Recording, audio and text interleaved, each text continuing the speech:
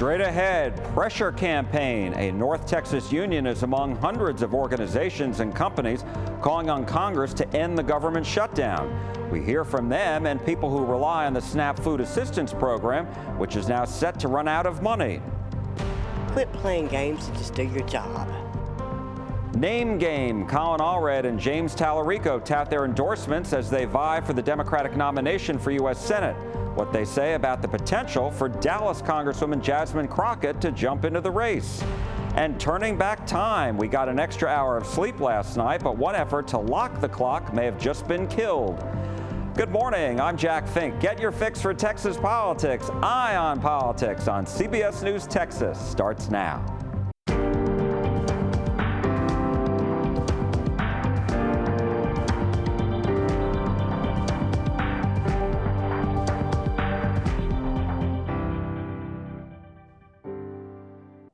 Hello and welcome to Eye on Politics. Hope you're having a nice weekend.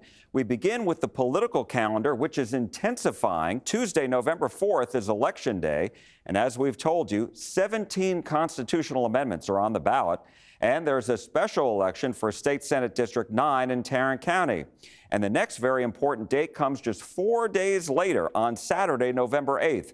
Candidates in Texas can start filing their campaign paperwork with the Secretary of State for the March primary. As of now, congressional races are still in a political holding pattern, and that's because a 3-judge panel at federal court in El Paso has still not ruled on whether to uphold or throw out the new congressional maps approved by the legislature that will likely give Republicans 5 new seats in Texas. The maps have to be in place by this Saturday so candidates know what the districts are. And candidates have until Monday, December 8th to file their paperwork. The Texas primary is Tuesday, March 3rd. The U.S. Senate race in Texas is the marquee race to watch next year as incumbent John Cornyn faces challenges from Republican Attorney General Ken Paxton and Houston Congressman Wesley Hunt. Governor Greg Abbott and Lieutenant Governor Dan Patrick are also up for re-election, and multiple Republicans and Democrats are competing in primaries for the open Attorney General seat. Now to the ongoing government shutdown, which is entering its second month and on Wednesday will become the longest shutdown in U.S. history. A North Texas union is among the hundreds of unions, companies, and other organizations that are calling on Congress to pass a clean continuing resolution to reopen the government immediately. The Republican majority in the House passed that clean CR in September, but in the Senate, 60 votes are needed, and Republicans need 8 Democrats to join them in reopening the government, and so far, there haven't been enough Democrats to vote for the CR. Democrats have called for Republicans to agree to extend tax subsidies on the Affordable Care Act to keep premiums from rising. Republicans, though, have said they would only negotiate after Democrats vote to reopen the government. We spoke with Johnny Jones, TSA officer and president of the American Federation of Government Employees, Local 1040 in North Texas, about their national president's call for Congress to pass the CR. Yes, we are in accord in regards to opening the government without delay. The frontline workforce has went 28 days without being paid. Now it's 30 days.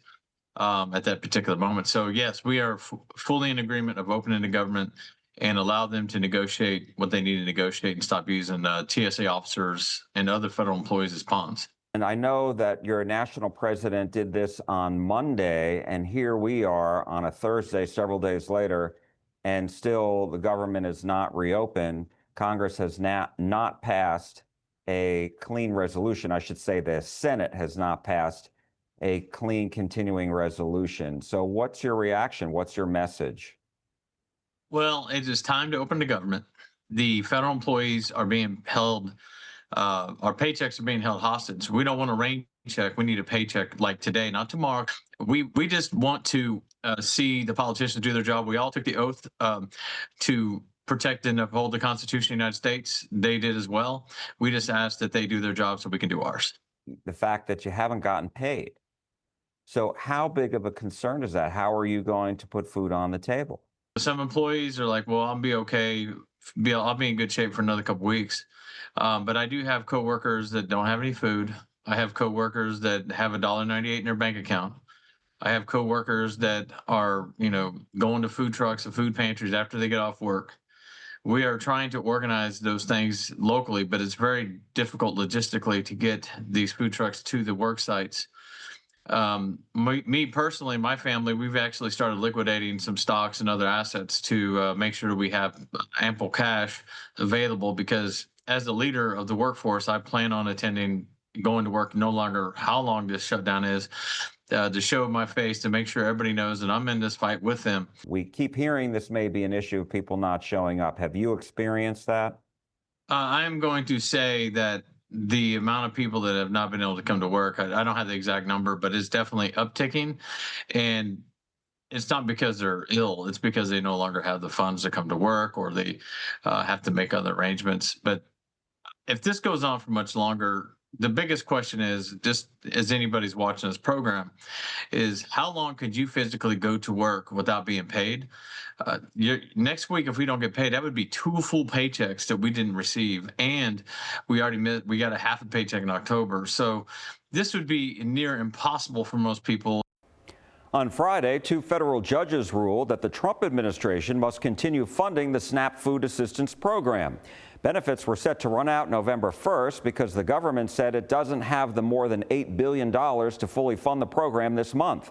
Democratic governors and state attorneys general sued the administration, claiming they could tap into a contingency fund to keep the funding flowing. I went to the Good Samaritans of Garland Food Pantry last week and spoke with people who rely on this program to put food on their table. Honestly, I do not understand how this could happen. It's just wrong.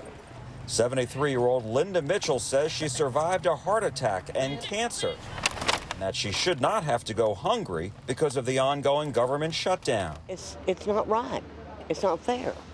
It's not fair to the human being. Put yours in the bag. Mitchell and Chantel Friedman are loading up groceries from Good Samaritans of Garland Food Pantry. This is a lifeline. As of now, they believe they won't get their monthly SNAP federal food assistance because Congress won't agree on a way to reopen the government. It scares me, and it's like where my next meal is going to come from, how I'm going to feed my kids, how I'm going to provide for my family. At this food pantry, Freeman and Mitchell aren't alone. Just look at the line outside the door. The directors here at Good Samaritans of Garland say they really started to notice the need grow in 2022 after COVID. It's a situation they describe as a silent pandemic of food insecurity. In this last year in particular, we are seeing more and more families coming in. We're at 35% children that are in need now, and these are families that are in dual income homes, multi-generational homes, just doing everything they can, and they need help. People can come here twice a month to get a carton of food, which contains meat, milk, fresh produce, and canned goods. Much of it supplied by the North Texas Food Bank, which is expecting the need to grow even higher.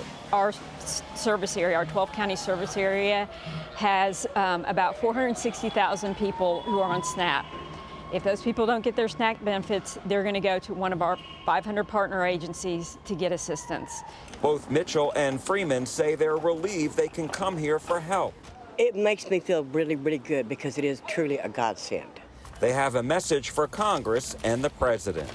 They really need to sit down and come to agreement because they're hurting the communities. Quit playing games and just do your job. Senator John Cornyn co-sponsored a bill last week to fund the SNAP program. Up next is Dallas Congresswoman Jasmine Crockett gearing up for a run for U.S. Senate. And the major Democratic candidates already in that race are touting their endorsements when Eye on Politics on CBS News Texas comes back.